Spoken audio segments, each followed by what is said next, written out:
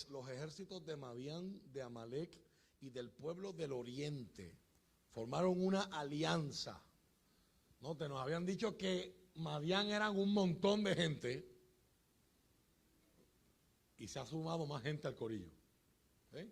Ya Madián solos eran muchos, ahora se suma Amalec, una nación enemiga de Israel desde la antigüedad, y del pueblo del oriente formaron una alianza en contra de Israel, cruzaron el Jordán y acamparon en el valle de Jezreel. Yo creo que usted entienda que eso es un acto de guerra, ya están en territorio enemigo.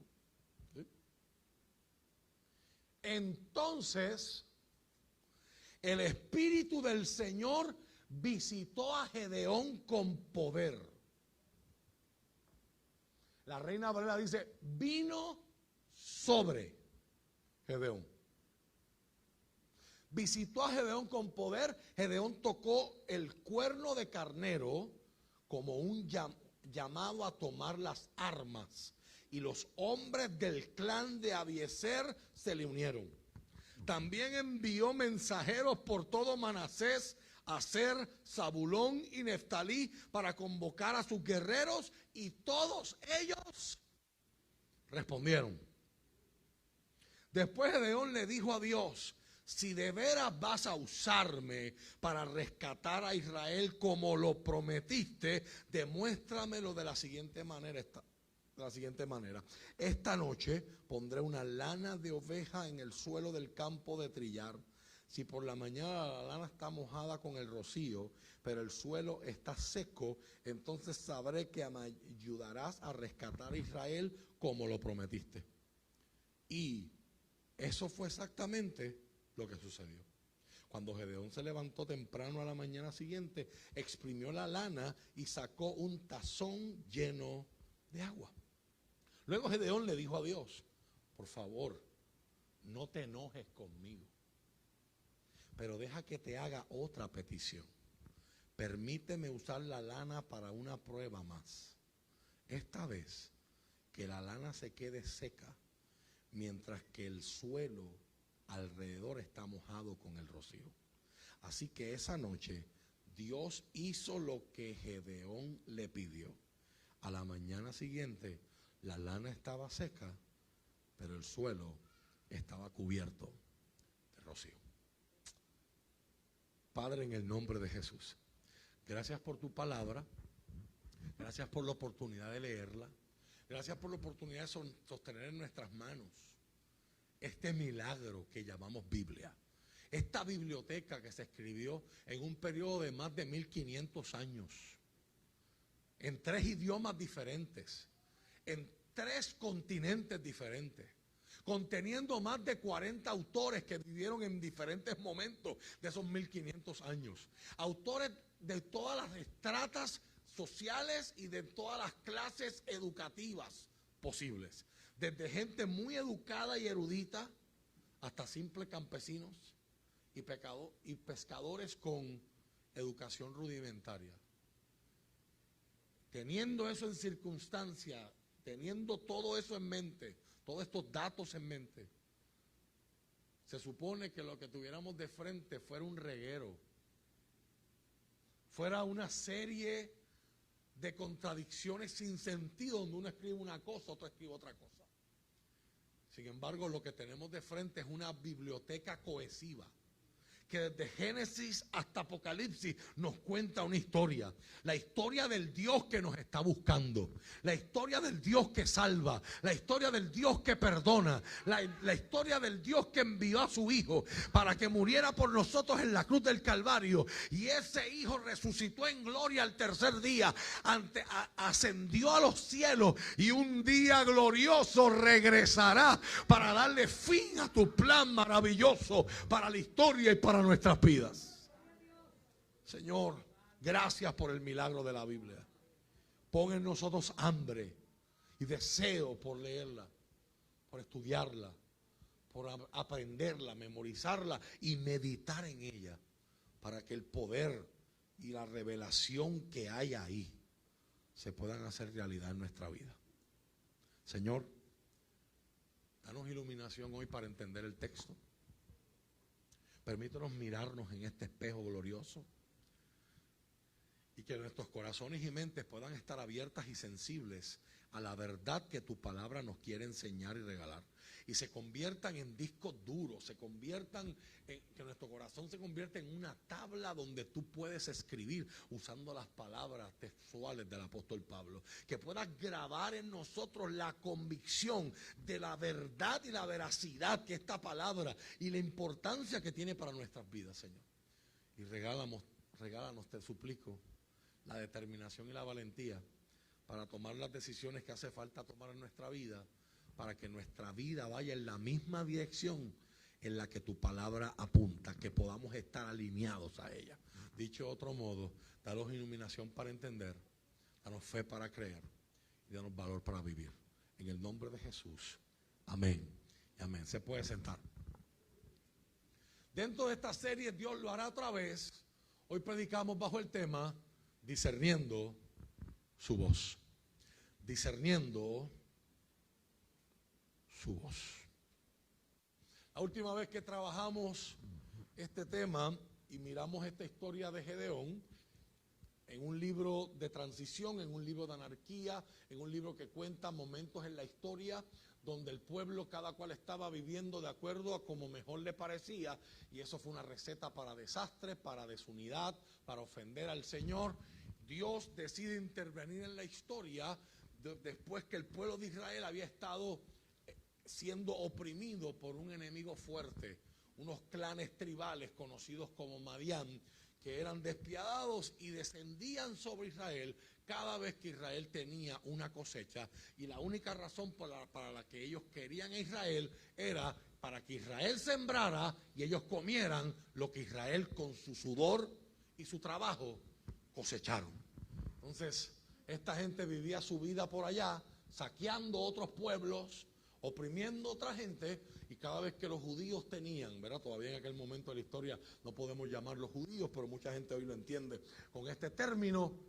Cada vez que los israelitas estaban listos para comer cebada, trigo, los diferentes frutos que van desde el mes de marzo hasta el mes de octubre en el calendario agrícola del pueblo de Israel, llegaba esta gente, mataba, secuestraba, oprimía y saqueaba todo, y dejaron al pueblo de Israel con hambre. Vimos como Dios decide llamar y darse a conocer a un muchacho, a un hombre que estaba tratando con mucho esfuerzo y mucha frustración de separar la paja de trigo del grano de trigo. Eso se llama trillar. Estaba trillando trigo en un lugar que no era para eso. Era un lugar que era para exprimir uvas, llamado lagar. Y allí Dios se le da a conocer y le dice: el Señor está contigo. Y este muchacho, que ha crecido en una familia que adora a un Dios diferente que el Dios que le está hablando al muchacho. La comunidad completa adora a un Dios llamado Baal, que viene de Siria, de Canaán, el Dios cananeo de la lluvia, y a su esposa en esa mitología Acera, que era la diosa de la fertilidad. Este muchacho comienza a reclamarle a Dios, y Dios, por gracia, pasa por alto su reclamación y le dice: voy a hacer lo que hace falta hacer y te quiero usar a ti. Ve con la fuerza que te queda. Me encanta esa palabra y voy a volver a ella cuando vayamos a terminar la serie. Dios no dice: ve y vete allí, busca aquello, busca lo otro, vete a estudiar, vete a capacitar. No, no, con lo que tienes. Interesante que a nosotros nos encanta descalificarnos a nosotros mismos porque nos medimos por el estándar X, nos medimos o nos comparamos con la persona Y y decimos: yo no soy así, por lo tanto yo no estoy apto. Yo no estoy así, por lo tanto yo no soy digno. Yo no soy así, por lo tanto yo no sirvo. Y viene el Señor y dice: yo no te llamé porque tú sirves, yo te llamé porque yo quiero. Eso es otro tema para otro día, ¿verdad? Eso lo tratamos otro día. Entonces, Dios comienza a tratar con este muchacho. Dios se da a conocer a este muchacho. El ángel de Jehová hace un milagro frente a él y de una piedra sale fuego y consume su ofrenda. Y en aquel momento, aquel muchacho que ha tenido religión pero no ha tenido experiencia. ¿Alguien en Puerto Rico se identifica? Hay mucha gente en Puerto Rico que cae dentro de esta categoría. Han conocido mucho la religión, pero no han tenido experiencias con Dios. Es posible tener religión cristiana sin tener relación con el Dios de la Biblia. Eso es posible. Es posible aprenderte las canciones y cantarlas en la iglesia sin haber conocido al Dios que le estás cantando. Es posible memorizarte versos de la Biblia sin conocer al Espíritu que los inspiró. Eso es posible. Y Gedeón es un estudio de caso de eso. Pero el Dios paciente que espera, se sienta y espera, se da a conocer, busca oportunidades. Comienza a tratar con este muchacho y cuando este muchacho tiene una experiencia con la realidad de Dios, se llena de miedo y dice: voy a morir. Han visto mis ojos al Señor, porque aunque nunca había visto ninguna manifestación de Dios en su vida, sus papás le habían enseñado su historia. Y conocía la antigüedad y conocía los textos que decían: no me verá hombre y vivirá para contarlo. El Señor le habla y le dice: no vas a morir. No le dice por qué, solamente le dice: no vas a morir. Cuando Dios se le reveló a Moisés en aquella hendidura y grieta en la peña, Moisés escuchó a Dios diciendo, en medio de esa experiencia gloriosa: seré clemente del que quiera ser clemente. Me daré a conocer al que yo quiera darme a conocer. Así que Dios está manifestando gracia. Se supone que Gedeón muriera porque hubo una aparición divina allí, una teofanía. Él estuvo en presencia de un Dios vivo siendo un pecador y un idólatra. Pero Dios le dice: no vas a morir. No porque tú te lo mereces, porque a mí no me da la gana.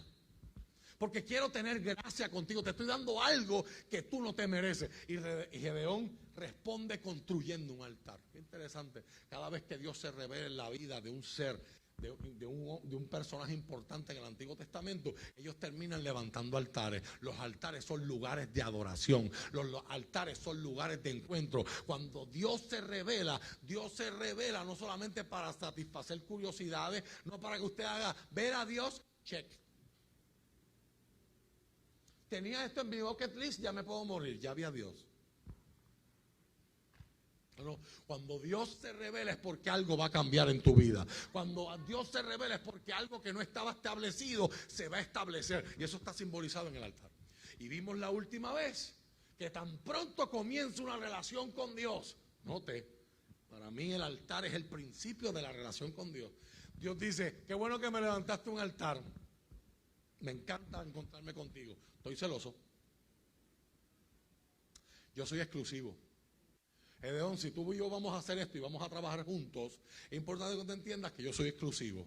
Así que en tu aldea, en tu comunidad, donde domina tu papá, hay un altar en honor de Baal y hay un poste en honor de Acera. Y yo te ordeno hoy, como primer paso para la victoria de Madián, que vayas y los destruyas. A veces usted y yo estamos enfocados en los enemigos grandes con los que tenemos que trabajar en nuestra vida, pero se nos ha olvidado que tenemos altares en nuestra vida a dioses que no son el Dios de la Biblia. Y el Dios de la Biblia nos llama a una santidad, nos llama a una entrega, nos llama a un cambio de dirección, o como le pusimos a esos dos sermones, nos llama a volvernos, a cambiar de dirección. Volverse es el equivalente del Antiguo Testamento para la palabra arrepentirse o arrepentimiento del Nuevo Testamento. En el Nuevo Testamento significa una mente nueva, un cambio de mente. En el Antiguo Testamento volverse significa: yo estoy en esta dirección y me vuelvo. Hubo un cambio y ese cambio es evidente. Gedeón obedece y como resultado de esa obediencia su nombre es cambiado, no por él, sino por la gente que lo conoce. De momento, ya en el capítulo 7, la semana que viene, no vamos a hablar de Gedeón, vamos a hablar de Jerobaal. La gente lo llama y el cronista lo va a llamar Jerobaal, que significa que Baal se defienda. Baal está enojado con él.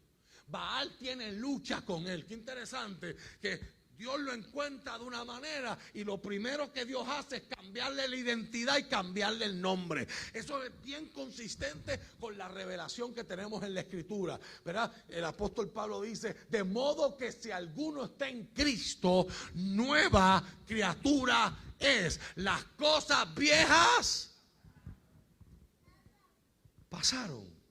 Es aquí que todas son hechas nuevas. O sea, antes de que cambie la conducta, antes de que cambien las ambiciones, antes de que cambien los planes, antes de que cambien las agendas, antes de que se deje hacer lo malo y se sustituya por lo bueno, lo primero que tiene que cambiar es la identidad. Y en el caso de Gedeón, Dios lo hace en secreto. La gente se da cuenta después. Pero lo que Dios y los cambios que Dios quiere hacer en tu vida, los quiere hacer en secreto. No en público, es en el día a día. Dios le dice a este hombre, destruye lo que no es mío y luego levanta lo que es mío. O sea, no solamente es dejar de hacer lo malo, es sustituir eso malo que estoy haciendo con algo productivo. Porque si no, si dejo de hacer algo malo y dejo el espacio vacío,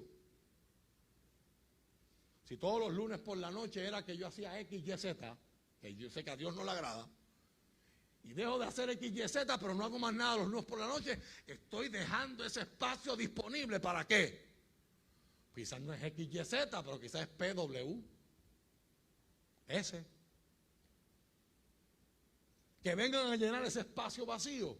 Dios no solamente dice, destruye el altar extraño, levántame uno a mí y sacrifica una ofrenda. Gracias a que Gedeón hizo eso, hoy podemos ver unos elementos poderosos en esta historia. Quizás el relato de hoy es uno de los más conocidos o más citados por los cristianos de todos los tiempos. Así que únase a mí.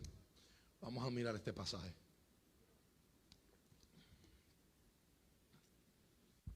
Imagínense un niño que en un concierto de una orquesta sinfónica, el papá le dice, escucha a las flautas en esta canción. No se escuchan hermosas, pero el niño, que no puede distinguir ese sonido de otro, mira al papá con cara de confusión y le dice, ¿qué flautas?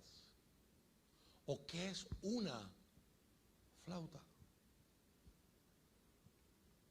El niño primero necesita aprender qué es una flauta y cómo suenan ellas por separado, separadas de toda la orquesta, antes de que las pueda distinguir en una sinfonía. Así sucede con usted y conmigo como hijos de Dios.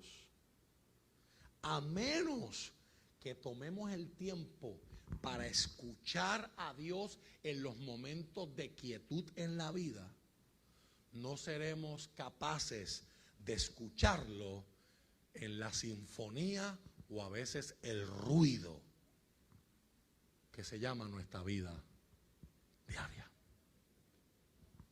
En la universidad, algunos de ustedes, independientemente de sus concentraciones, algunos tuvieron que tomar una electiva llamada cursos de apreciación a la música.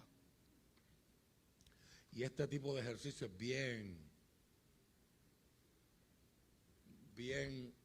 frecuente, bien popular en este tipo de clases.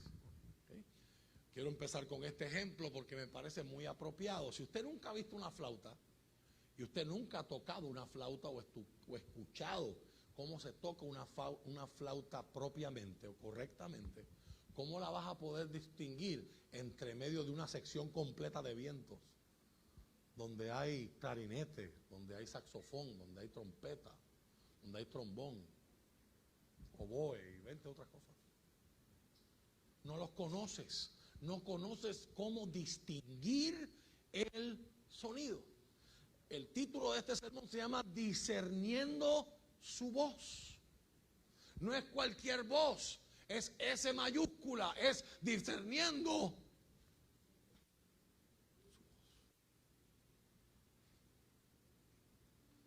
pero ¿cómo la discierno? Una palabra que para nosotros es bien extraña porque aparece en el lenguaje de la Reina Valera 1960 y ya nosotros no utilizamos eso en nuestro lenguaje, y como por si fuera poco, en nuestra experiencia moderna, eso es una palabra que se asocia con delitos o con conductas que no son deseables. ¿De qué usted habla, pastor? La palabra discernir, cuando usted la busca en el diccionario, se define como hacer un discrimen. ¿Ves lo complicado? Porque para nosotros hoy cometer discrimen es cometer un delito. Es hacer algo que está prohibido. Pero en el sentido gramatical, yo creo que ustedes lo notan aquí, yo tengo 2 botellas de agua frente a mí, las 2 tienen agua, pero una está más fría que la otra. ¿Se dieron cuenta, verdad? ¿Cómo usted sabe que una está más fría que la otra? Bueno, tranquilo, yo no estoy pidiéndole la explicación científica, ¿verdad? De los enantiómeros y los rasómeros, ¿verdad? De la mezcla racémica. Eso se lo dejamos a los químicos allá, ¿verdad? Usted nota cambios en colores o en apariencia, en una hay condensación. Ya me fui otra vez a ciencia. En una hay una turbidez y en otra no. Ya una está a temperatura ambiente, otra está más fría que el ambiente que la rodea y por eso se pone.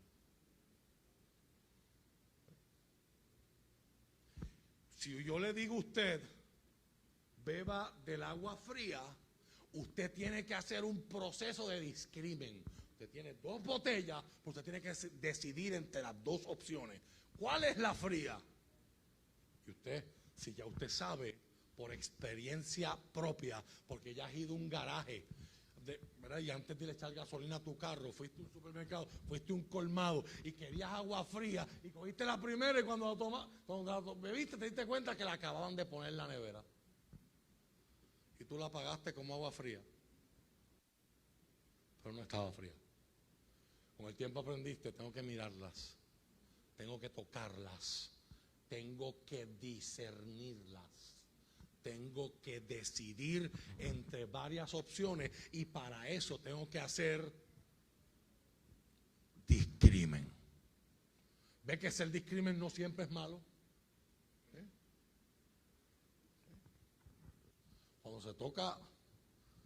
Cuando se trata de contratar gente, es malísimo.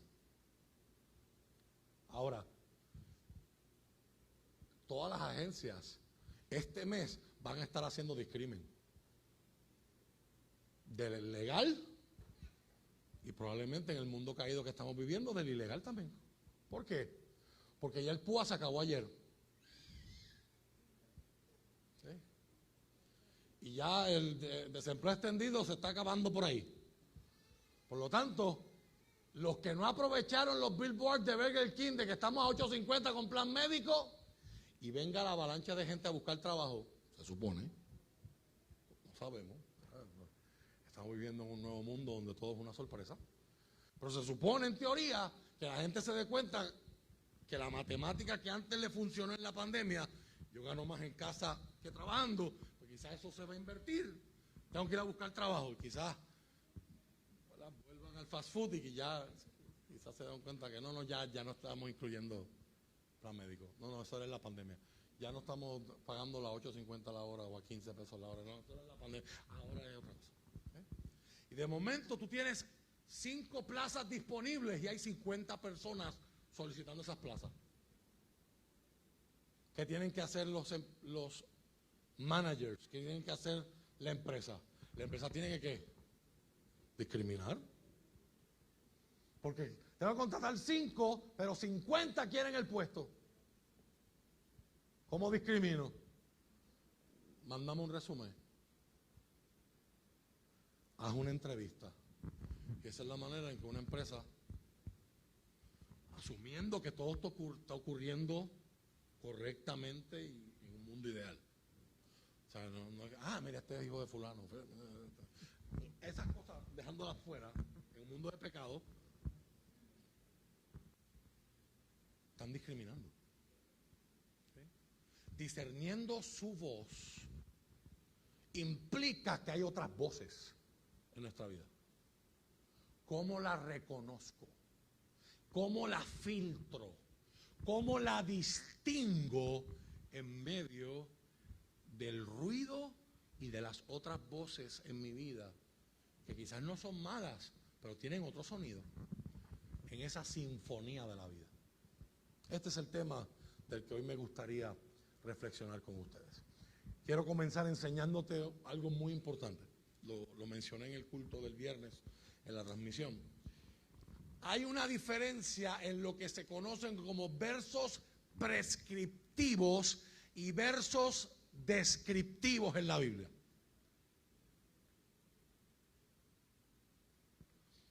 Lo repito, versos prescriptivos. Las que trabajan aquí en farmacia, como Yesli, como Ruti, como Noah, ellas están bregando todo el día con prescripciones. Usted y yo le llamamos receta. En un lenguaje técnico, recetas son las de cocina. Los médicos hacen prescripciones médicas. ¿Sí? Y una prescripción es una orden. O sea, el médico cuando te da un papel, aunque tú no entiendas lo que ahí dice, ¿verdad? Después le preguntan a ellas cuántos semestres estuvieron cogiendo clases para interpretar los jeroglíficos de los médicos. ¿Sí? Eso es otro tema de otra predicación. Pero el médico que está escribiendo ahí y hace 80 de esas por día, pues cuando está recién graduado, Avapro, 300 miligramos una vez por día. Todo eso con abreviaciones en latín, para que usted no lo sepa y ellos sí. Por eso ellos estudiaron, usted no. ¿Sí? ¿Sí? Pues si fuera en español, todo el mundo lo puede hacer, ¿verdad? Hay una razón, hay un raciocinio detrás de eso. ¿Sí? Pero cuando han pasado 3 años de ese doctor ser doctor, hay algunos, cuéntame, pro. Y ellos tienen que descifrar y desarrollar casi un don de interpretación de lenguas. Noah.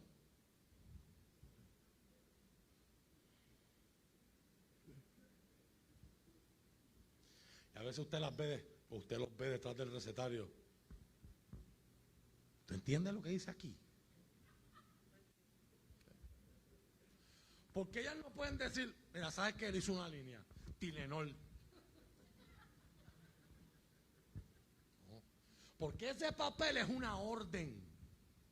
En un sistema roto y un sistema que necesitan. Eso no tenemos que es otra historia. Pero eso es una orden que un plan médico se supone que pague. Se supone que pague. Y a ese paciente hay que darle eso que dijo el médico. Porque si yo no interpreto bien lo que el médico dijo y le doy otra cosa, un medicamento le puede mejorar su condición y otro medicamento, aunque se parezca en la escritura, le puede quitar la vida. Aquí estamos bregando con vidas de gente. Así que ese papel se llama una prescripción, es una orden médica. El médico no escribe, denle algo para el dolor de cabeza. El médico dice Ultracet, Neurontin o Gabapentin, que es un nombre genérico.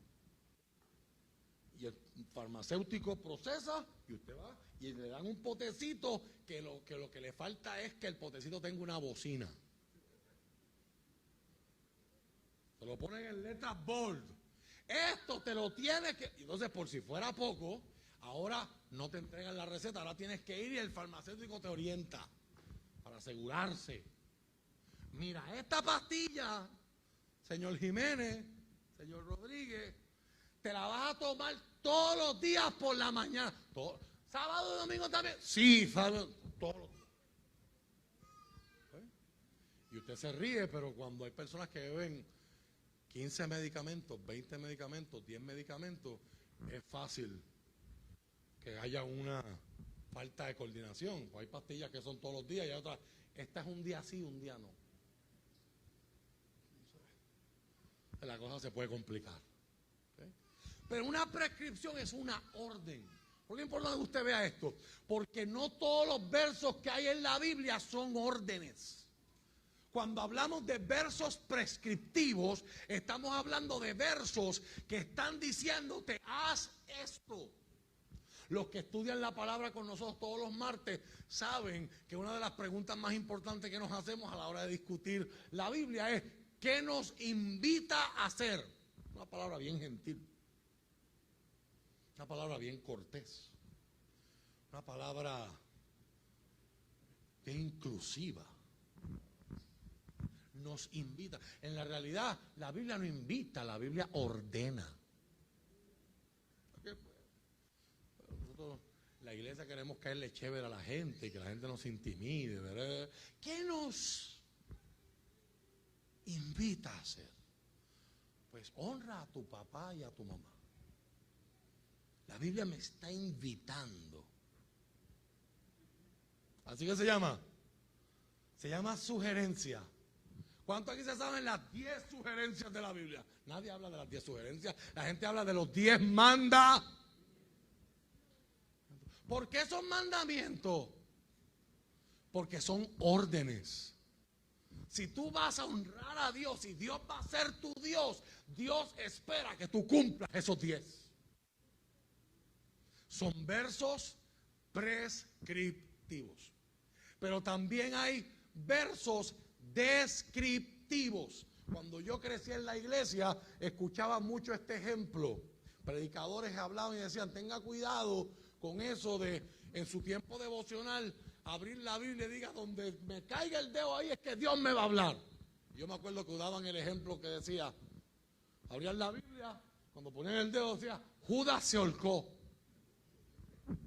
Cerraban la Biblia, y vienen entonces y ponen el dedo de nuevo en una parte, ve y haz tú lo mismo. Eso puede ser una receta para un desastre. La Biblia no está diciendo eso. Yo sé que el ejemplo es tonto, pero a mí me gusta usar ejemplos bobos para que usted vea lo que estoy tratando de enseñar. Versos descriptivos son versos que son parte de un relato. No todo lo que está en la Biblia es para que usted le saque un sermón o un bosquejo. Hoy día con la alegoría, pues obviamente muchos predicadores se las inventan o se las sacan de la manga, pero eso lo hemos visto en otra predicación. Pero no todo lo que está en la Biblia es para que usted diga, ok, estoy ahora aprendiéndome el punto 3 del inciso 2 del verso 4, para hacerlo ahora en mi vida. No todo en la Biblia, no todo lo que está escrito en la Biblia es para que usted diga, voy a hacer esto.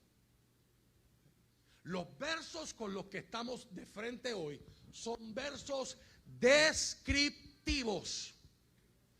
¿Qué significa eso? Yo puedo obtener lecciones de ellos, como yo intento hacer con usted en esta discusión, ¿verdad? Y en esta reflexión. Pero no son versos prescriptivos. En ninguna parte de la Biblia, en esta porción que acabamos de leer, Dios le está diciendo a la gente, busca tu propio vellón.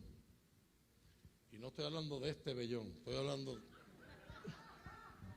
hablando de una colcha de lana. ¿Verdad?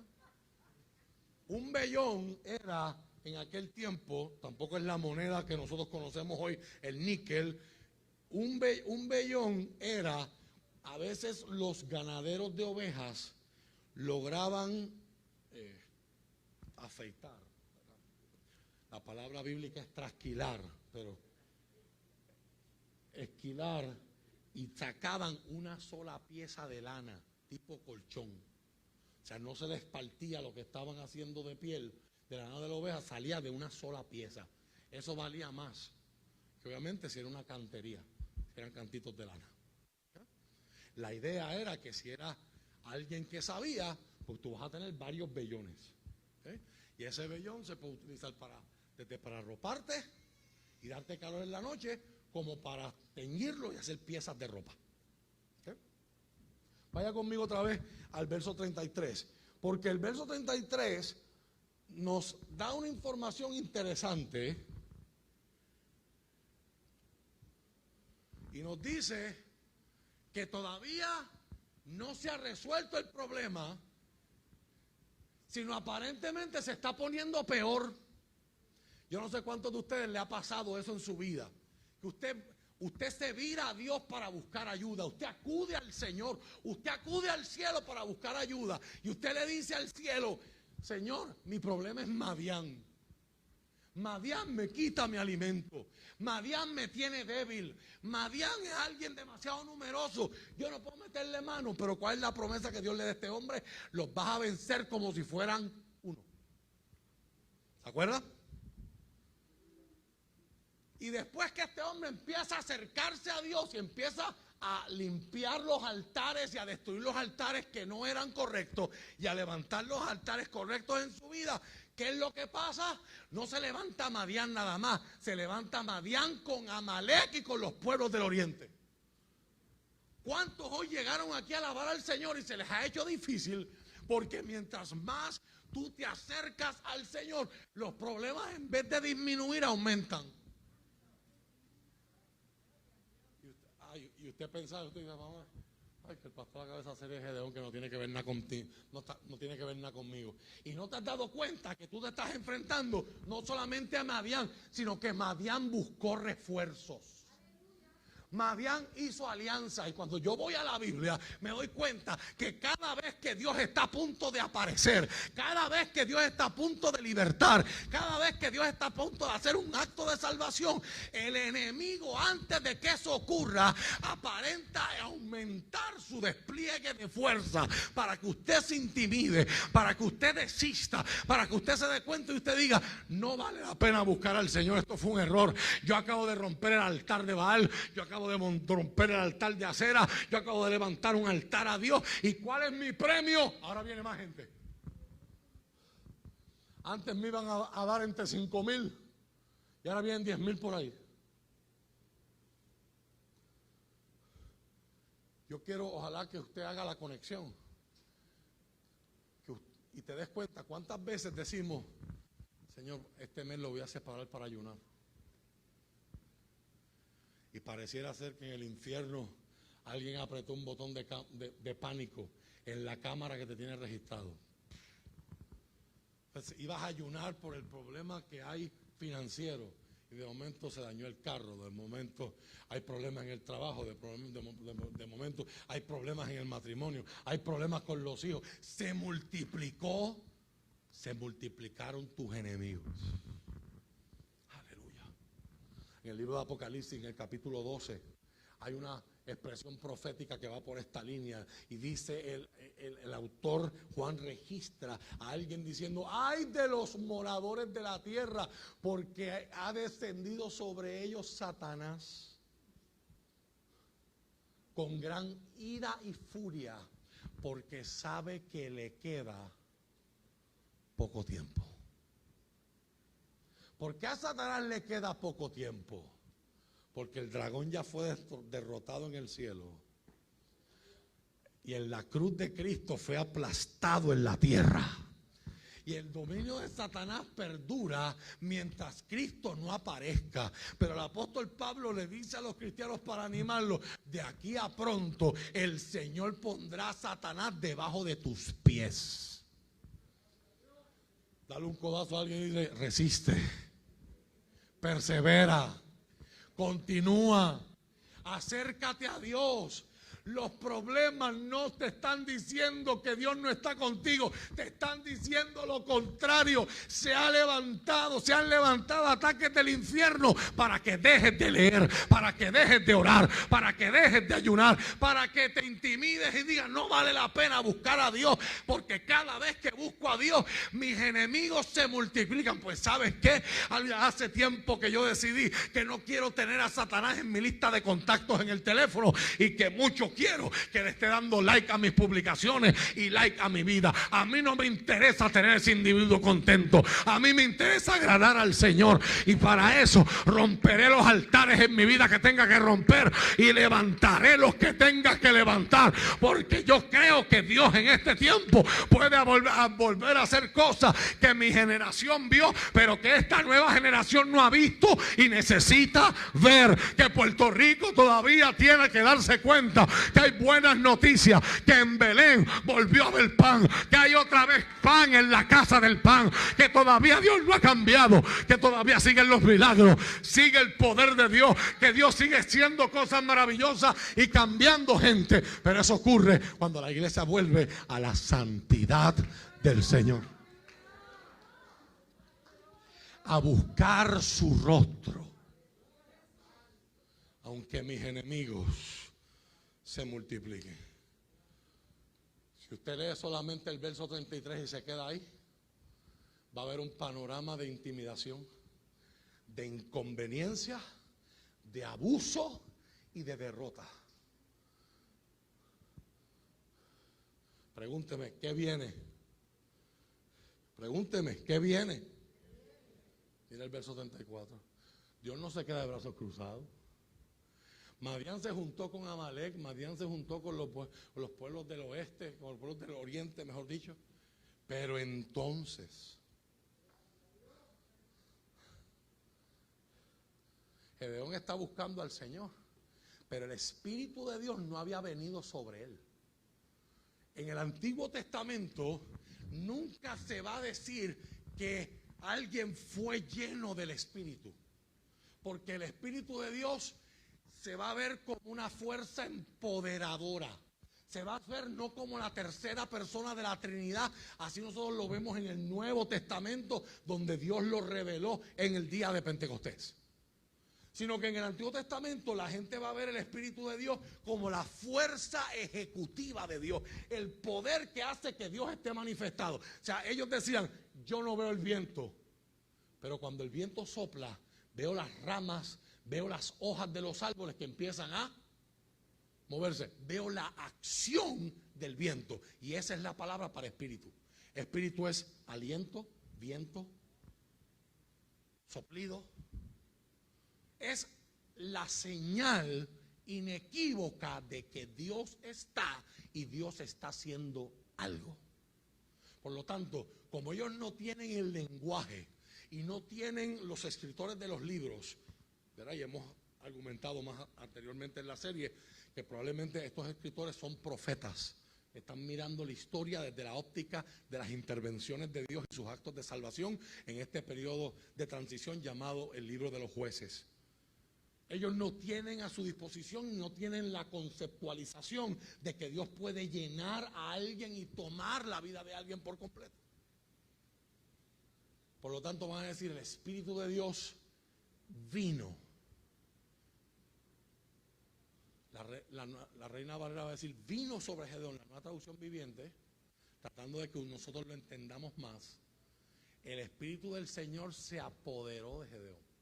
La idea es que usted entienda aquí que hay un empoderamiento y una manifestación de Dios para fluir a través de él. O sea, la palabra apoderarse nos puede dar la idea de que ahora Gedeón es mío y yo hago con él lo que yo quiera. Pero eso no es Dios.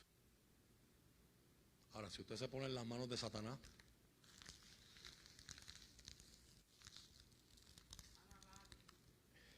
en el Nuevo Testamento y en el mundo del Nuevo Testamento habían dos palabras para Señor. Y había un señor malo, que eran los que maltrataban a los esclavos, los violaban, hacían toda clase de cosas malas con ellos, los golpeaban, no les daban comida. Y a ese señor en griego se le llamaba el déspotes. Nosotros todavía seguimos teniendo la misma palabra en el español, un déspota. Alguien que gobierna con maldad y con abuso. Pero luego habían señores buenos, que eran tan buenos que los esclavos, según el orden de aquel tiempo, cumplían con sus contratos de servicio y trabajaban los 7 años, los 10, los 5 que les tocaba. Y salían a la libre comunidad. Y empezaban ellos a tratar de buscarse la vida como hombres libres. Y habían veces que el esclavo comparaba su situación y decía, Gracias. Y perdón el reguero que te hice ahí. A veces el esclavo decía, ¿sabes qué? Me iba mejor como esclavo que lo que me va como libre. Es más, voy a intentar algo. Voy a ir a tocar la puerta de donde yo trabajaba a ver si me dejan ser esclavo otra vez.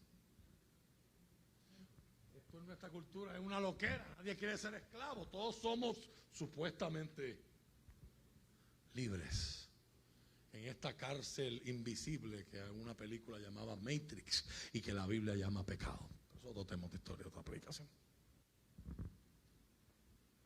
Y ese esclavo tocaba la puerta y el Señor decía, pero es que ya tu contrato terminó. Es que a mí me va mejor siendo esclavo tuyo de lo que me va como libre afuera. ¿Me pudieras contratar para yo seguir viviendo aquí? Yo extraño tu familia, extraño cómo tú me tratas, extraño no tener que preocuparme por qué voy a comer, porque aquí yo vivo bien. Tú has sido bueno conmigo. Y en el tiempo del Nuevo Testamento, a esos esclavos les ponían un arete, les ponían una pantalla en la oreja. De ahí es que viene el famoso significado del piercing. La gente lo hace con el piercing y no entienden que el piercing es un símbolo de esclavitud. Bueno, en aquel tiempo. Después, en los años 60 y 80, dependiendo de dónde estuviera la pantalla, usted decía hasta su orientación sexual. Pero eso hemos visto otra predicación. Modas que a veces que la gente copia y no saben ni de dónde vienen, ni lo que estamos diciendo con ellos. Pero todos los que veían en la calle un esclavo a una persona con un arete decían, ese es un esclavo voluntario. Es esclavo porque quiso serlo. Y automáticamente los demás esclavos que se encontraban en la calle le preguntaban, ¿dónde es que tú vives? ¿Quién es tu señor? Y la palabra que utilizaban no era ¿quién es tu déspotes? La palabra que utilizaban es ¿quién es tu curios? ¿Quién es tu señor? Que tiene autoridad sobre ti, pero en vez de usar esa autoridad para dañarte, la usa para amarte y mejorarte la vida. ¿Quién es tu Señor?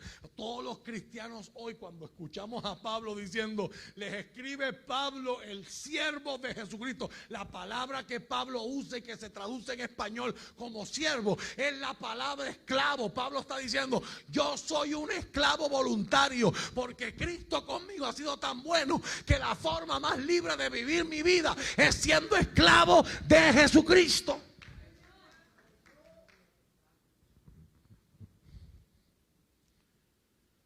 La maldad se multiplicó, los enemigos se multiplicaron y Dios se quedó de brazos cruzados. El Espíritu del Señor vino sobre Gedeón, se manifestó sobre Gedeón y Gedeón tocó la trompeta.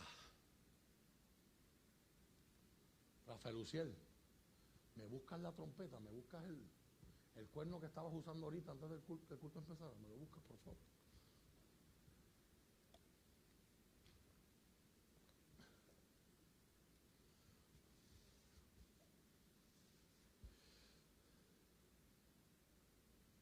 Esta mañana yo tengo un recuerdo de eso que me regalaron y él estaba jugando y preguntando dónde que empezaba el culto. Así que gracias por ayudarme a predicar, mi amor. Les voy a enseñar ese porque no tengo aquí un chofar. Hubiese sido el famoso chofar, hubiese sido lo que Gedeón hubiese tocado. ¿Okay? Gracias, bello. En aquel tiempo, algo así fue lo que hubiese derramado Samuel para ungir al rey David.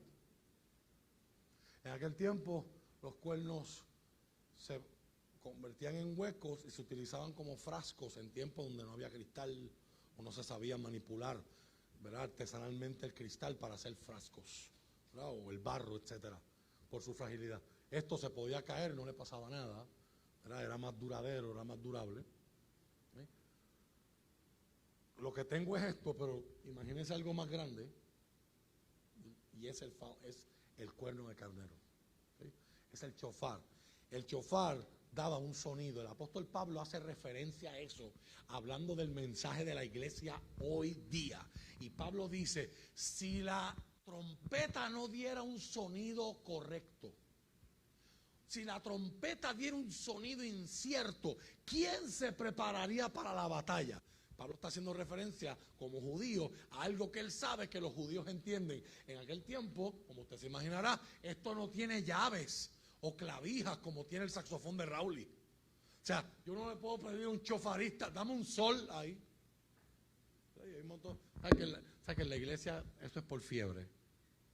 Hay gente como Amalki que lo sabe tocar bien. Pero hay gente que ayuda así, tío.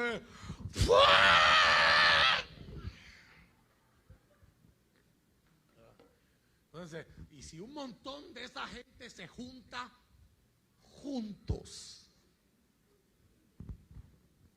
y los dejan por la libre, créame que para uno como predicador es difícil ir a esos lugares. Hay iglesias donde eso lo hace y pues le dan unas connotaciones de intercesión y que la gloria del Señor desciende, que nada de eso. Pero a la gente le gusta hacerlo. Si usted lo hace como adoración no hay problema. Pero con la connotación bíblica es, dependiendo como usted os sonara, el pueblo decía, nos están llamando a reunirnos en una asamblea. Segunda variedad de sonido era, se puso el sol, salió la luna, comenzó el día de reposo o comenzó la fiesta solemne. Y tercer sonido, guerra. Hay invasión, que los soldados se reporten a sus puestos. Ese es el que está tocando Gedeón.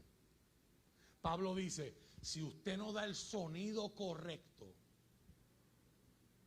¿cómo la gente se preparará para la batalla? Interesante hoy. Esa palabra es una reflexión interesantísima para todas las congregaciones. Porque uno quiere ser cool, uno quiere ser popular, uno quiere hablar lo que la gente quizás quisiera oír allá afuera, pero llega el momento donde si sigues hablando lo que la gente allá afuera quiere oír, dejas de hablar lo que Dios está diciendo. Y a la hora de la verdad, la gente allá afuera no necesita escuchar lo que ellos quieren oír, porque ellos tienen otra gente que se lo digan. Si algo necesita el mundo, es que la iglesia diga lo que Dios está diciendo. Arrepiéntete y conviértete, porque el reino de los cielos se ha acercado. Gedeón, lleno del Espíritu, toca el cuerno. Toma la iniciativa. El Espíritu de Dios lo lleva a él a ser el primero. Él le había dicho a Dios, yo soy el menor de una familia pequeña, de la tribu más débil de todo Israel. Y ahora, lleno del Espíritu, ya no le importa que él es el menor. No fue a buscar a su hermano mayor. No fue a buscar al papá a decir, necesito que toques esto. Lleno del Espíritu, él toca el cuerno y hace una convocatoria a la guerra. Yo no sé si usted lo ve ahí. Para ello estoy viendo un testimonio del respaldo de Dios en su vida. Dice que los primeros que se le unieron fueron los de su familia. Jesucristo, ni sus propios hermanos creyeron en él. Y él le dijo a sus discípulos, nadie es profeta en su tierra, cuando vino a visitar Nazaret. O sea, lo más difícil es que aquellos que te conocen más de cerca crean en ti.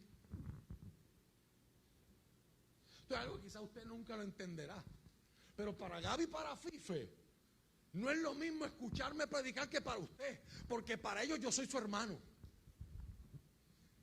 Y hacer la diferencia de Rafa versus el pastor. Dios está hablando, esto es él. Es tricky. Difícil. Si tomamos el lente de Jesús, la Biblia nos está diciendo que los primeros que creyeron en él son los que más trabajo le da creer en alguien, su propia familia, los de él. Él era del clan de Abiezer. Y dice la Biblia que tan pronto él tocó el cuerno, nadie en Abiezer dijo, ¿qué tú haces tocando el cuerno? Tú eres el menor. ¿Se supone que lo haga tu país? ¿Se supone que lo haga tu hermano mayor? Pero como Dios está en el asunto, él tocó el cuerno y los primeros que llegaron fueron los de su casa. Verso 35. envió mensajeros a toda la tribu de Manasés, que era la de él, a la tribu de Aser, a la tribu de Zabulón y a la tribu de Neftalí. Esos nombres, si usted no es familiar con la Biblia, eran hijos de Jacob y se convirtieron en los nombres de tribus, en los cuales se subdividía el pueblo de Israel. ¿Y cuál es la respuesta? Y todos ellos respondieron. Tengo tentación de quedarme ahí, porque eso nada más es un sermón. Eso lo voy a dar para otro día. Dios convoca y Dios pone tanto el querer como el hacer. La Biblia nos dice, respondieron porque no tenían más nada que hacer. ¿Lo viste o no lo viste? La Biblia nos dice, respondieron porque se acabó el púa. Como ya no hay desempleo, respondieron. Así que dice la Biblia. Respondieron porque no estaban ocupados en otras cosas. Eso es lo que dice la Biblia. Estos son gente que tienen sembrados, o que están bregando con animales, o que son artesanos, o son herreros, tienen oficios, pero escucharon un llamado y respondieron. No dice, respondieron porque eran los mejores. No, respondieron porque Dios los llamó. Escucharon un sonido de guerra y entendieron, yo tengo que fijar posición, tengo que dar un paso al frente. Todavía Dios no ha hecho lo que va a hacer con ellos. Pero hay aquí una enseñanza interesante. Una de las cosas más frustrantes en el ministerio pastoral es cuando tú haces convocatoria y la gente no responde. En un tiempo de tanto individualismo, donde lo que yo estoy haciendo, donde yo estoy tan ocupado, donde yo tengo esta agenda, donde yo tengo estos planes, y el Señor toca, y hay gente que dice, sí está chévere, pero yo tengo ahora que hacer. Y todos ellos respondieron. ¿Quiere el Señor que algún día algo así se diga de mí? O se diga de algún líder cristiano. Él llamó a hacer esto y todos respondieron. Él llamó a evangelizar y todos respondieron. Él llamó a la oración y todos respondieron. Él llamó al servicio y todos respondieron. Él llamó a buscar el rostro de Dios y todos respondieron. Porque para responder lo único que hace falta se llama disposición y deseo. Eso es otro sermón. Le acabo de dar un mini sermón dentro del sermón grande. Las 3D de la respuesta: disposición, deseo y disponibilidad. Todos ellos respondieron. Usted lo puede ver como un relato. Esto es un verso descriptivo, pero ese verso descriptivo nos da una ilustración. Dios lo está respaldando. Él es nadie. Él se lo dijo al ángel. Yo soy el hijo más pequeño, de uno de los clanes más pequeños, de la tribu más pequeña de todo Israel. Y él está haciendo una convocatoria y la gente está apareciendo. Nos vamos a enterar en el próximo capítulo la semana que viene que llegaron 32,000 personas.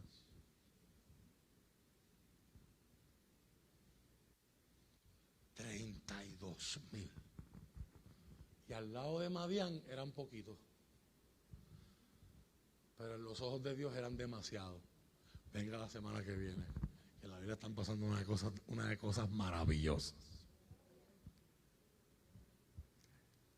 Dios lo está respaldando. Respondieron los cercanos a Él y respondieron los lejanos a Él.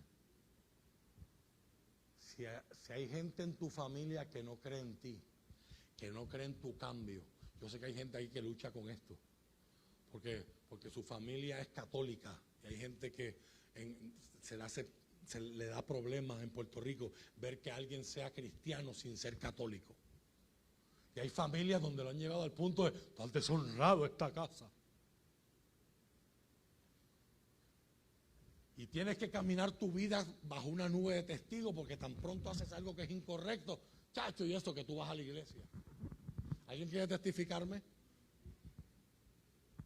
¿Alguien sabe de lo que yo estoy hablando?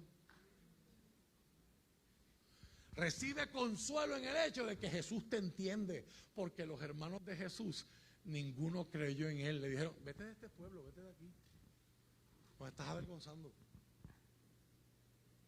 Ninguno creyó en él. No es hasta que Cristo resucita que ellos, they come on board. Y dos de ellos terminan escribiendo en la Biblia, Santiago y Judas, si usted no lo sabía, son los medios hermanos de Cristo, hijos de José, hijos de María. No creyeron en Jesús mientras Jesús estuvo en su ministerio público. Creyeron en Jesús después de la resurrección.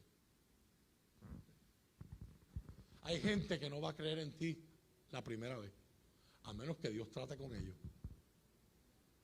Y si factorizamos el libre albedrío, Dios pone el querer, pero Dios no obliga a nadie a hacer. Así que Dios pone el deseo. Gedeón convocó y la gente respondió, empezando por los cercanos a él y terminando con los lejanos. Eso me está gritando a mí, Gedeón, el cielo te está respaldando.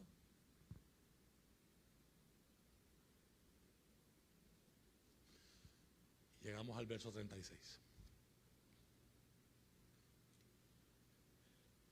Después de ver ese respaldo, Gedeón habla con Dios. Y le dice al Señor, si de veras vas a usarme para rescatar a Israel como lo prometiste, note bien, mira la lectura que Gedeón ha hecho de su llamado. Él no dijo, bueno, Señor, yo estoy aquí, mi nombre es He-Man, y por el poder de Grayskull, yo tengo el poder. Bueno, Señor, vamos a negociar, vamos a firmar contrato, estas son mis condiciones. Eso no es lo que está diciendo Gedeón. Gedeón está diciendo, esto es lo que yo entiendo que tú quieres hacer conmigo. O sea, tú vas a librar a Israel de la mano de Madián. Tú los vas a rescatar, pero te plació usarme a mí. Si lo miramos en la Reina Valera 1960, si vas a salvar, si has de salvar a Israel por mi mano. O sea, Gedeón había entendido su llamado. Este no es mi proyecto, este es el proyecto de Dios y Dios me quiere usar. Dios quiere hacerlo, pero lo quiere hacer a través de tu mano. Alguien, por favor, mira a 4 personas, una que esté al frente, una que está al lado, otra que esté atrás, y dígale, Dios te quiere usar. Hágalo, por favor. Quizás alguien hoy necesita ser recordado hoy. Bueno, si usted está en la pared, pues hágalo con 3. Dios te quiere usar. Dios te quiere usar. Dios te quiere usar. Hay cosas en tu entorno que Dios quiere que cambien, pero no han cambiado porque tú no te has movido. Dios te quiere usar. En el cielo tendrás que dar cuenta de todas esas cosas y movimientos que Dios quería hacer, las quería hacer contigo y tú no quisiste. Así que hoy yo tengo que recordarte como pastor, y te lo recordaré hasta el día que te mueras. Hasta el día que yo me muero, que te mueras tú. Lo que pase primero, Dios te quiere usar. Dios te quiere usar. ¿Será posible que hoy no estamos viendo más cosas como las del tiempo de la Biblia porque no hay gente que esté dando pasos al frente como lo dio Gedeón? Dios te quiere usar. Si de veras vas a usarme para rescatar a Israel como lo prometiste, dice el verso 37.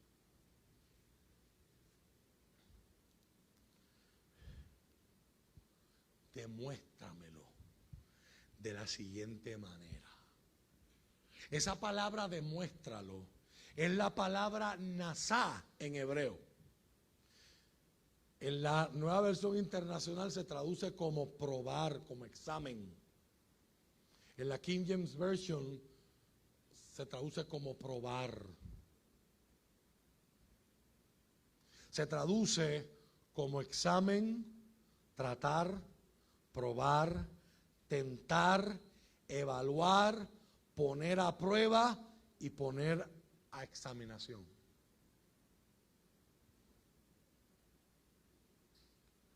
Demuéstramelo como me lo prometiste.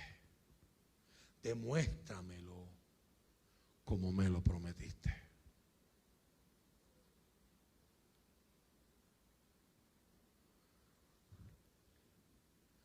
Yo quiero que usted entienda esto para cerrar.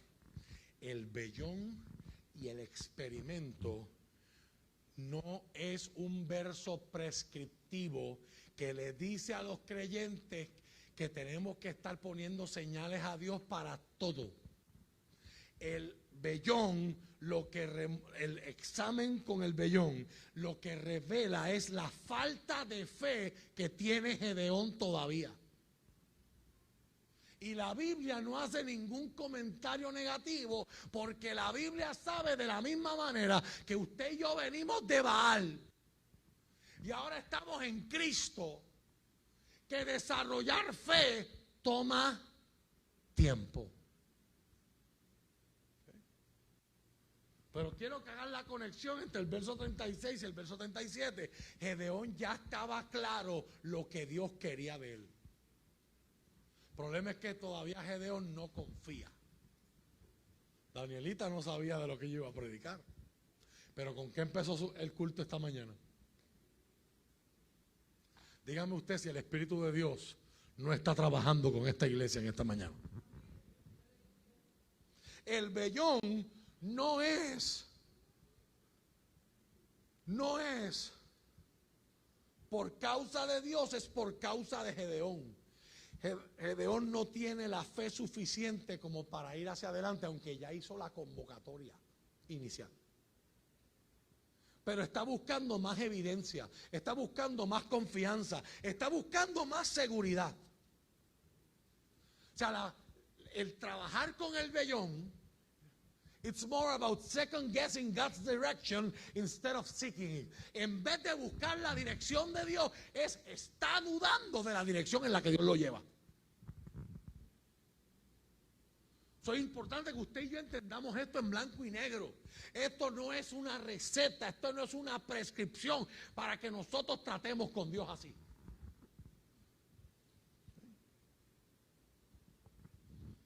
Hay un montón de gente que se ha metido en problemas por poner a Dios en un examen, por tentar a Dios en un examen.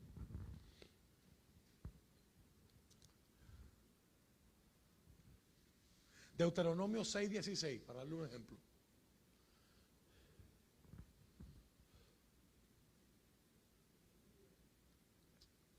El pueblo de Israel lo hizo muchas veces en el desierto.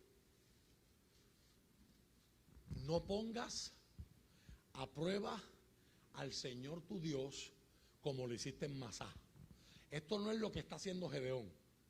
Ahora quiero advertirle a usted y quiero utilizar esto como vacuna, como antídoto, como enseñanza que te prevenga de caer en este error. Ese es el verso que Jesús utiliza para cuando Satanás está en el desierto. Entonces, no tentarás al Señor tu Dios. Escrito está, Satanás, no tentarás al Señor tu Dios. Si usted va al Salmo 95, versos del 7 al 10. Usted conoce ese salmo, se lo conoce de memoria, pero quizás no conoce la cifra. Porque Él es nuestro Dios, somos el pueblo que Él vigila, el rebaño a su cuidado. Si tan solo escucharan hoy su voz, si oyeres hoy su voz. Y dice el verso 8, el Señor dice, no endurezcan el corazón como Israel en Meriba, como lo hizo el pueblo en el desierto de Masá. Allí sus antepasados me tentaron y pusieron a prueba mi paciencia, a pesar de haber visto todo lo que hice. Durante 40 años estuve enojado con ellos y dije, son un pueblo cuyo corazón se aleja de mí, rehúsan hacer lo que les digo.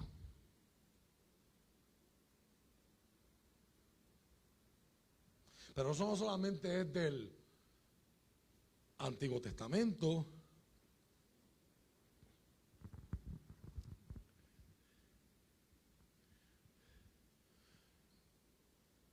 En el puente que hay entre el Antiguo y el Nuevo, que se llama Isaías, Jeremías, Ezequiel, en Isaías 7, del 10 al 12,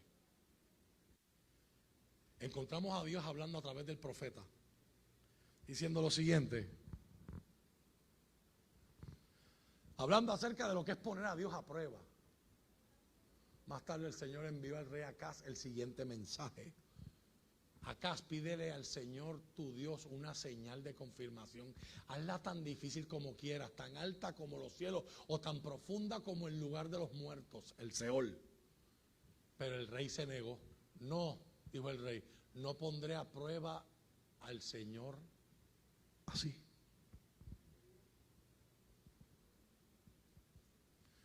Mateo 4:7, cuando Jesús cita Deuteronomio al decirle a Satanás, no tentarás al Señor tu Dios.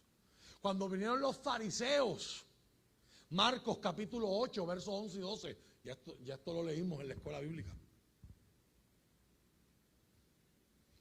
Marcos capítulo 8, verso 11 y verso 12.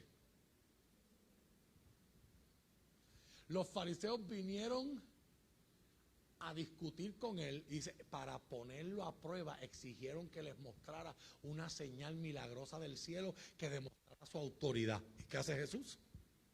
Cuando Jesús oyó esto, suspiró profundamente en su espíritu y dijo, el verso 12, ¿por qué esta gente sigue exigiendo una señal milagrosa? Les digo la verdad, no daré ninguna señal a esta generación. Dios está frente a ellos y ellos quieren. ¿Viste o no lo viste? Tienen a Dios de frente, pero quieren una señal en el cielo. A un relámpago, algo. Cualquier similitud con usted y conmigo es pura coincidencia. Mateo 12, 38 al 39. El mismo verso contado por Mateo.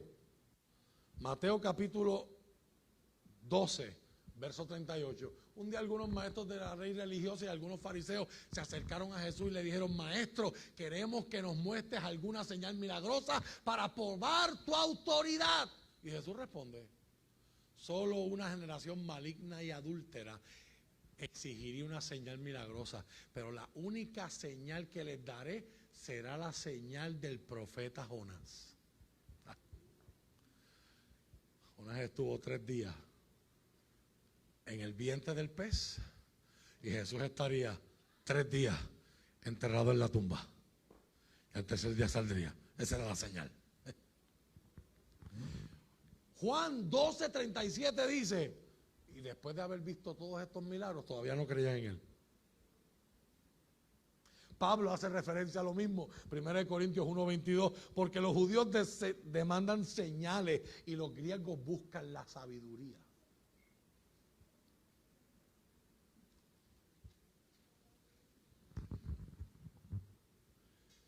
Nosotros hoy tenemos algo mucho mejor que las señales y estar usando vellones. Tenemos al Espíritu Santo, los que somos creyentes, que habita dentro de nosotros y nos guía a toda verdad y a toda justicia. ¿Por qué esto de las señales es peligroso? Yo no le voy a decir que usted no lo haga. Te voy a dar 2 ejemplos ahora mismo, si te quedas atendiéndome en el minuto que me falta. Te voy a dar 2 ejemplos de cosas en las que se pueden utilizar señales y no hay problema. Pero el peligro de las señales es que las señales dependen de quién las está buscando. Voy a dar un ejemplo bien bobo, pero de eso que funciona. Una vez una historia de un joven en la iglesia que le dice al Señor, Señor, estoy orándote por una compañera, me voy a sentar aquí y la próxima que se me siente al lado va a ser mi compañera. Y se le sentó una viejita de la iglesia. ¡Ay, Señor, no! ¿Ves lo peligroso de las señales? ¿Te gusta alguien? Empiezas a truquear con las señales. Señor, si esto es tuyo, Él me va a testear. Eso es bien peligroso. Porque quizás el que te está testeando, hoy te testea y en 3 meses te va a dar la primera bofetada. Y cuando te la den, vas a decir, tú me dijiste, yo te dije, ese Él me testeó. Dios nunca te dijo nada.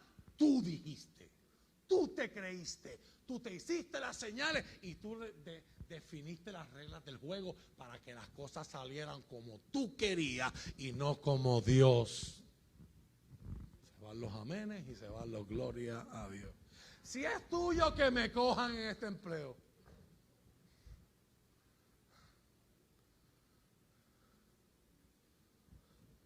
Estoy teniendo problemas con Giselle, Señor. Si es tuyo, que fulana me mire. ¿Are you kidding me? Tenga cuidado con eso de las señales. Este no es un verso prescriptivo, esto es un verso descriptivo. ¿Es malo pedirle señales a Dios? No, pero depende de qué señales usted está pidiendo y para qué. Gedeón está pidiendo señales, pues está confesando, como dijo el padre de aquel muchachito: Señor, si puedes, sánalo. Y Jesús le dijo: ¿cómo que si puedo? Al que cree todo es posible. Y el padre se confiesa y dice: yo creo, pero ayúdame en mi incredulidad. Con sinceridad le está diciendo a Jesús: no estoy donde quiero estar, pero quiero llegar allí. Eso es Gedeón. Gedeón está diciendo: me interesa responder a tu llamado. Ya sé cuál es tu llamado, pero quiero estar más seguro por mí. No por ti, por mí. No te voy a poner a prueba. De hecho, si usted ve la segunda vez, ¿qué dice Gedeón? Te ruego que no te enojes. ¿Por qué Gedeón le pide perdón a Dios antes de pedirle? Era fácil que el vellón absorbiera, por el efecto de capilaridad del agua, absorbiera la humedad que había alrededor, y que la primera señal, como él la pidió, todo seco y el vellón mojado en el lagar. Eso era fácil, científicamente hablando. Lo que era difícil era la segunda, donde dice: no te enojes, te lo ruego. ¿Por qué Gedeón le dice a Dios: no te enojes conmigo? Porque Gedeón sabe lo que Moisés ha enseñado, de no tentar al Señor tu Dios. Hay un montón de amigos, gente que no es creyente, que ponen a Dios a prueba. Si es verdad que tú existes, que yo me pegue en la loto. ¿Se creen que Dios es idiota?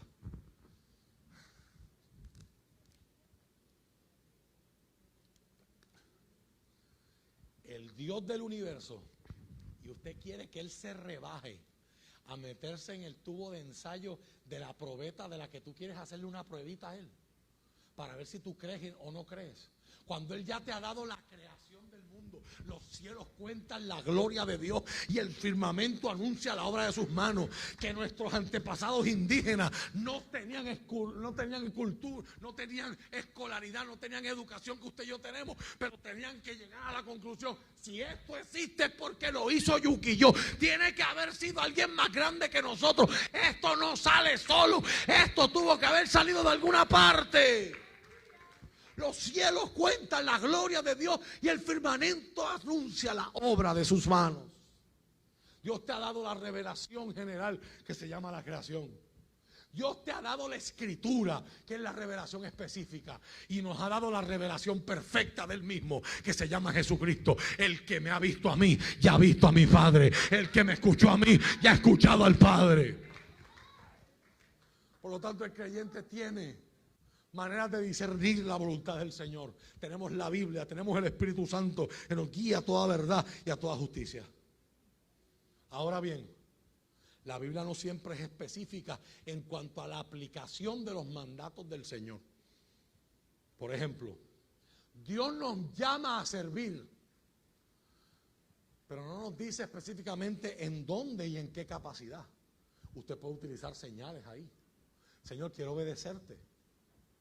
Muéstrame la necesidad.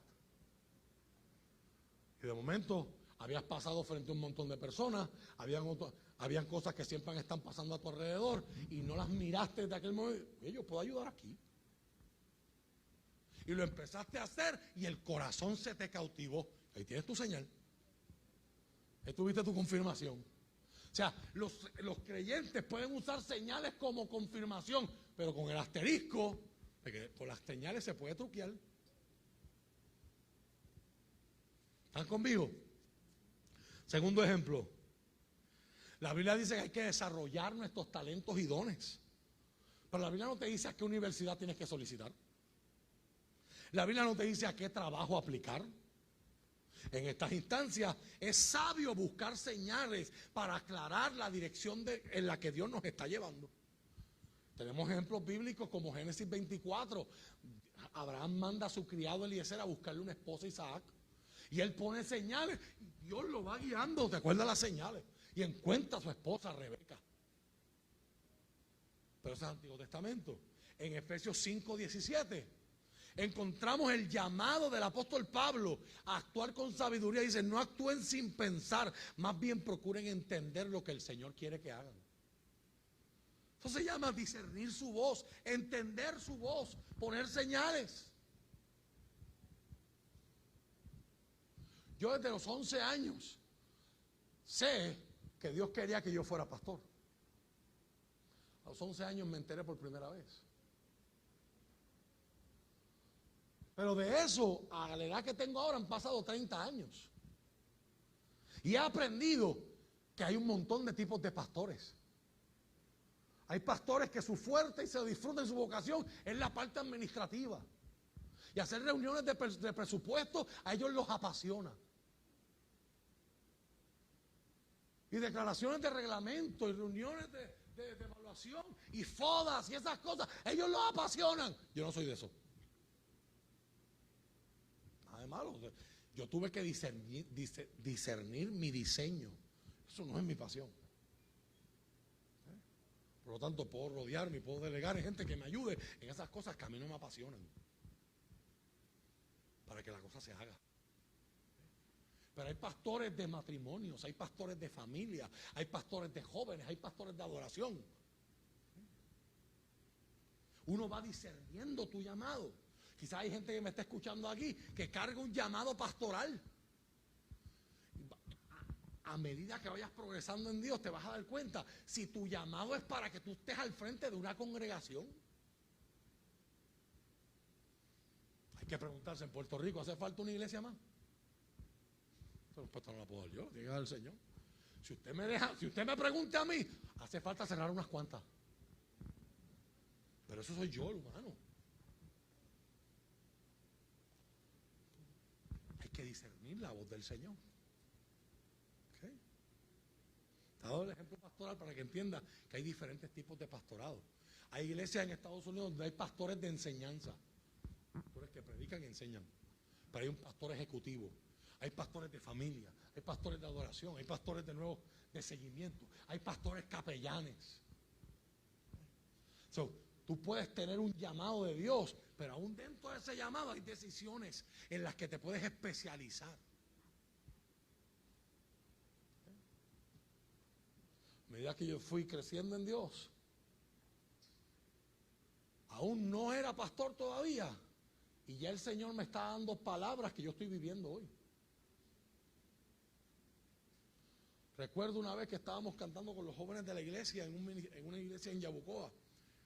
Y yo terminé de predicar esa noche y un profeta del Señor del pueblo de Nahuabo me llama aparte y frente a mi familia, frente a Fife, me dice, ¿tú ves esta mano?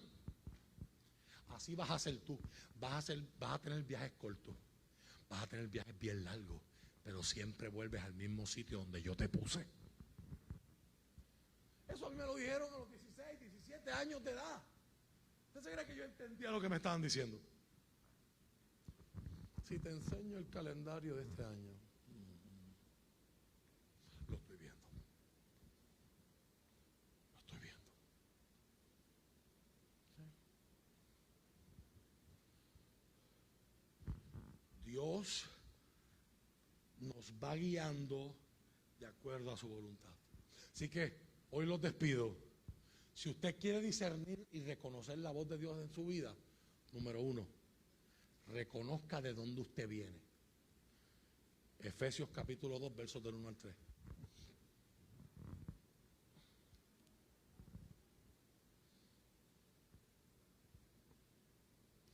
Y vuelvo al ejemplo de la flauta.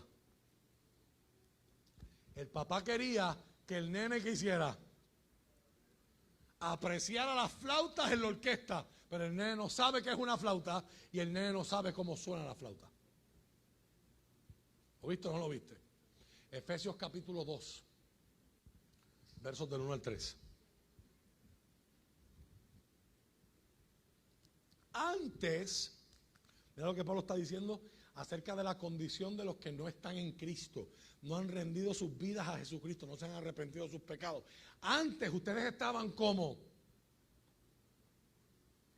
enfermos, con una patología que tenía que ser tratada. No, eso es Aristóteles y la ciencia de hoy. ¿Qué dice Pablo? Pablo ofende con lo que está diciendo ahí. Yo recuerdo una vez que en el seminario nos trajeron una psicóloga del Albizu y le digo a los pastores, usted no le puede decir a la gente que está en pecado, eso es ofenderlos y crear en ellos culpabilidad. Pero vamos a poner la Biblia y echarle el zafacón.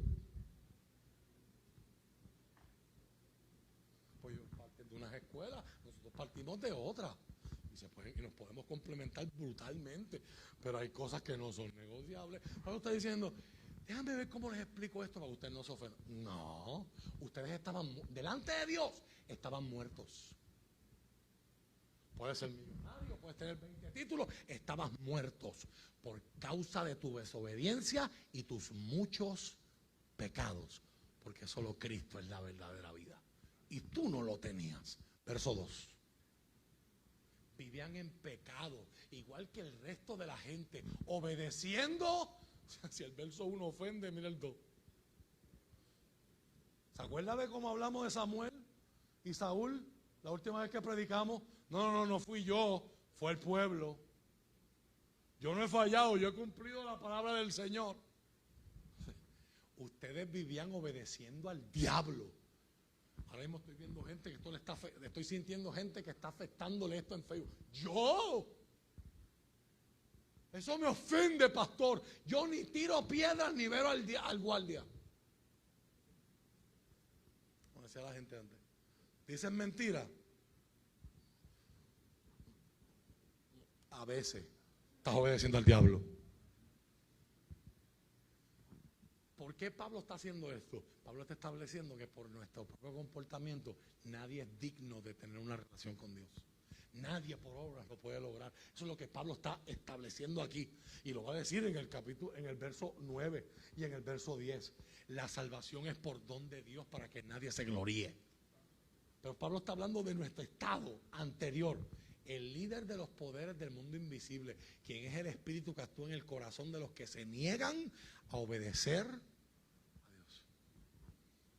Todos vivíamos así en el pasado, siguiendo los deseos de nuestras pasiones y la inclinación de nuestra naturaleza pecaminosa. Por nuestra propia naturaleza éramos objeto del enojo de Dios, al igual que todos los demás. Ese es nuestro estado. Entonces, decirle a alguien que está así, tienes que aprender a reconocer la voz de Dios. ¿Ah? ¿Cómo Dios le va a hablar a alguien muerto? Los muertos no oyen. Los muertos no están conscientes, por eso es que están muertos. ¿Qué hace falta para escuchar la voz de Dios? Que Jesús te traiga la vida otra vez. La Biblia le llama nuevo nacimiento. Ahora, aún los que hemos nacido de nuevo, nos hemos arrepentido de nuestros pecados y hemos confesado el señorío de Jesucristo sobre nuestra vida, todavía lo más fácil y lo más conocido es que antes de venir a Cristo estuviste 10, 15, 30, 40, 50 años haciendo lo contrario, siendo enemigo de Dios y obedeciendo al diablo. ¿Qué significa eso? Que ahora obedecer a Dios se te va a hacer fácil. Usted lleva 50 años sin orar y ahora te dicen que hay que orar.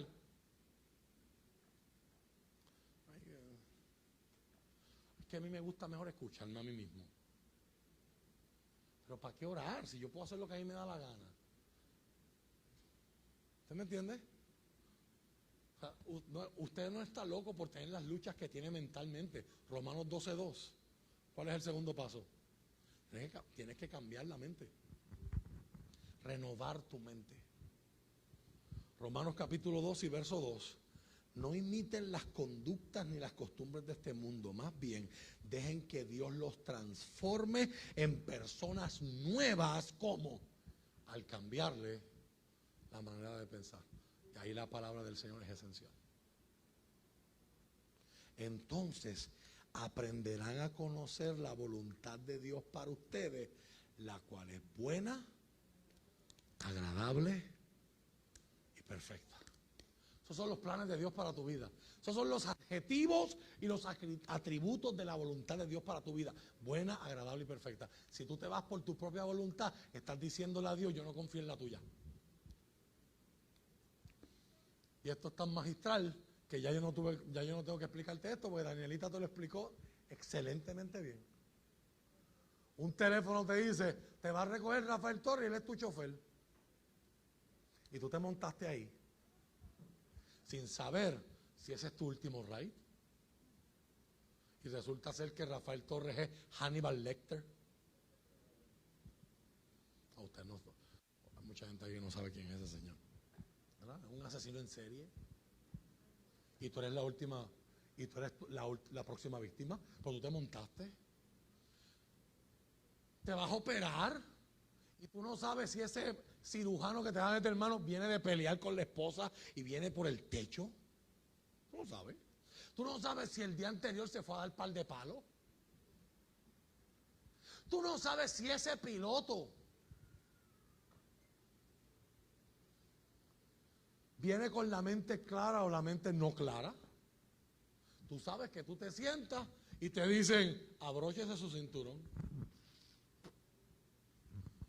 En tus manos, Señor, pongo mi vida ahora. Pero la estás poniendo en las manos de Dios, pero Dios no está guiando el avión, es el piloto.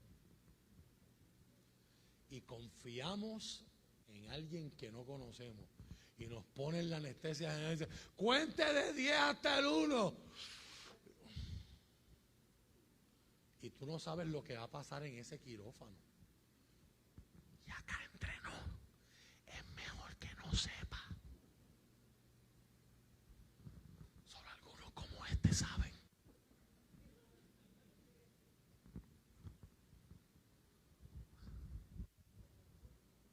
Si supiera. Hay gente que no se operaría. Déjeme bajarle un poquito más. Yo vi una película hace unos años atrás que se llamaba Restaurant. Una de las primeras comedias donde salía Ryan Reynolds. Y desde que yo vi esa película, yo me propuse que yo nunca voy a cambiar un plato en mi vida. La gente sabe de lo que yo estoy hablando, ¿verdad? A menos que yo vea la cocina y me están cocinando de frente. Si yo no veo la cocina, está frío. Yo lo caliento en casa. Ando para allá, yo lo caliento. No, yo lo cambio. Allá tú. La paz de Dios contigo. Ora mucho cuando venga ese segundo plato otra vez. Ojos que no ven. Mi mejor amigo en un momento, Héctor, ya él mora en la presencia del Señor, pero él trabajó llevándole distribución de materiales a diferentes. Me decía, Rafa, fui a este restaurante chino. No digas más, no quiero saber. Pero es que lo que yo vi en esa cosa. No importa lo que tú me digas, será mi comida favorita. Y me la voy a seguir comiendo. Me coma un pollo, me como un gato, me como un perro sato, me como una iguana de palo. Yo no sé qué me estoy comiendo, pero esa salsa sabe buena. ¿Alguien quiere testificar? Yo confío en un chino que no conozco, que está cocinando en una cocina. Pero a Dios le quiero poner 4 vellones, 3 pruebas y 8 exámenes. ¿Conoces a Dios? Hoy cierro y te invito. Antes de reconocer la voz de Dios en medio del ruido donde está tu propia voz, la voz de la sociedad, la voz de tu pasado, la voz de tus miedos, la voz de tus padres, la voz de tus novios anteriores, todas esas voces que se mezclan aquí. ¿Qué dirán mis enemigos si yo fracaso? ¿Qué dirán los que donde me ven los pies me quieren ver la cabeza? ¿Qué dirían mis padres? ¿Qué diría mi cultura? Todas esas voces se mezclan y entre medio de esas hay que filtrar. ¿Qué dice Dios? Voy a ir a la historia con la que empecé. Si yo quiero reconocer y distinguir las flautas de la sinfonía, tengo que primero irme solo y familiarizarme con las flautas. Y una vez que yo sé cómo suena una flauta, no importa lo que me pongan, yo la voy a poder reconocer. Aunque hayan 50 otros instrumentos tocando en otras frecuencias, esto es flauta. ¿Qué yo te estoy diciendo, iglesia amada? Que la única forma de reconocer la voz de Dios no es matriculándose en un curso de reconociendolavozdedios.com. Es pasando tiempo con Él a solas. Y ahí es donde los retiros son maravillosos, las células son maravillosas, el tiempo devocional, donde usted logre acallar la demás parte del ruido. Señor, háblame por tu palabra, quiero conocerte. Y como Gedeón, quiero estar seguro de cuál es el plan tuyo para mi vida, para ponerlo por obra. Y Dios en su misericordia sabe que usted no nació sabiendo. Por lo tanto, Dios sabe que tú vas a cometer errores y que a veces piensas que lo escuchaste y no lo escuchaste nada. Y Dios con paciencia te voy a mojar el vellón y ahora te lo voy a dejar quieto, te lo voy a dejar seco, para que Gedeón entendiera que el que estaba tratando con él era Dios. Pero el vellón no tiene que ver con Dios, el vellón tiene que ver con ¿quién? Conmigo. Estemos puestos de pie. ¿Qué le parece si hoy le decimos a Dios, enséñame a reconocer tu voz? Uno de los beneficios de estar en congregación es que nos ecualiza, nos pone a todos en el mismo nivel, en el mismo plano. El que lleva 30 años en el evangelio, el que dice que es cristiano desde que estaba en el vientre de su madre, embuste. Eso no existe. Puedes haber sido criado en la iglesia, pero ser cristiano es una decisión. Dios no tiene nietos, Dios tiene hijos. Como el que llegó ayer, o el que está pensando llegar hoy. Si usted o alguien aquí está empezando a entregarle su corazón a Cristo, todos tenemos la misma necesidad. Quiero conocerte y quiero aprender a distinguir tu voz. Porque eso es importante hoy. Porque hay un montón de voces hoy que dicen que vienen de Dios y no lo son. Dios me llevó a la Florida con una asignación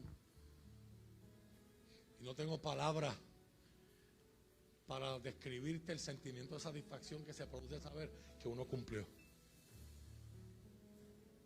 Hablamos en contra de la herejía moderna de la paternidad y el revolú que están haciendo un montón de gente, enseñando cosas que no son bíblicas y le están llamando el diseño de Dios. Y eso ya está en la Florida. Eso ya mismo espere que aquí nos dé tuberculosis.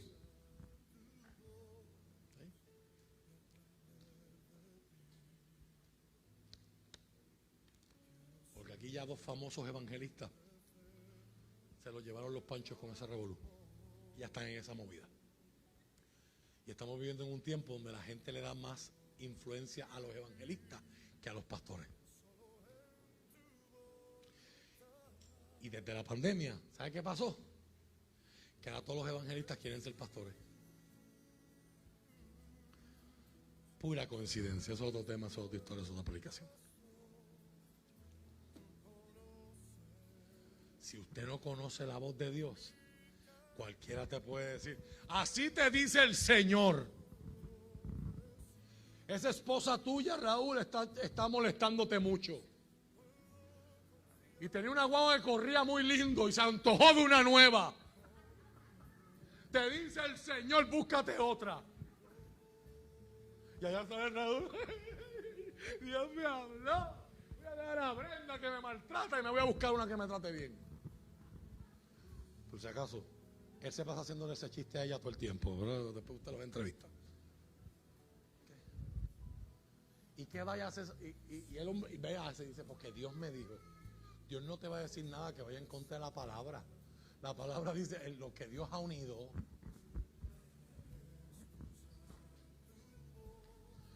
Importante aprender a discernir la voz de Dios. No todo el que grita y te dice dos lenguas te está hablando de parte de Dios.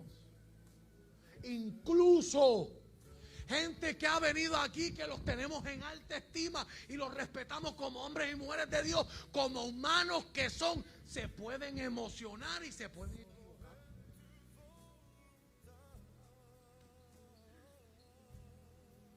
Que hay mujeres que yo he tenido que trabajar con ellas porque les han dicho, antes de que se acabe el año tú vas a dar a luz. Se acaba el año y no parieron.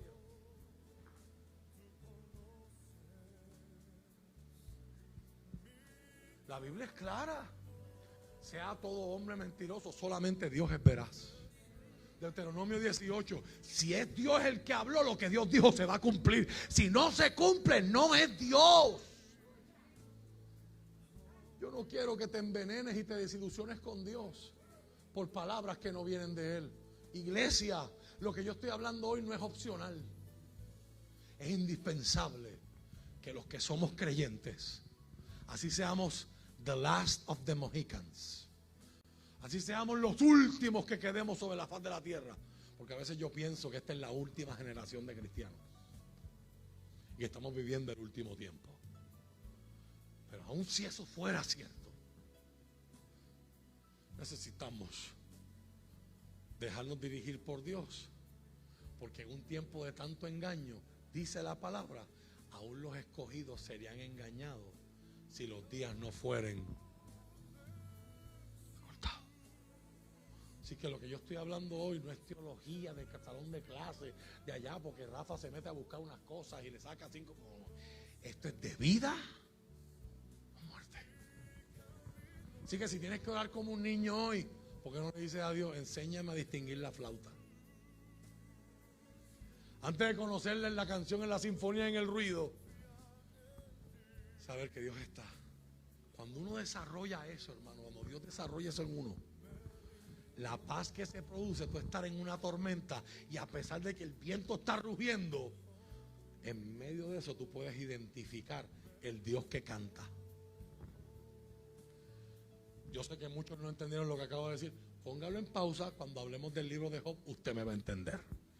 Discernir la canción en medio de la tormenta. Discernir el Dios que me habla cuando estoy en mi desierto. Discernir y reconocer la voz del Señor en problema y en bendición, para poderme dirigir por ella. Padre, he predicado tu palabra tal como tú me la diste. Te doy gracias por mis hermanos hoy. Levanto delante de ti todos los hermanos que han pedido oración. Todos los hermanos que han pedido oración por ellos o por alguien de sus familias.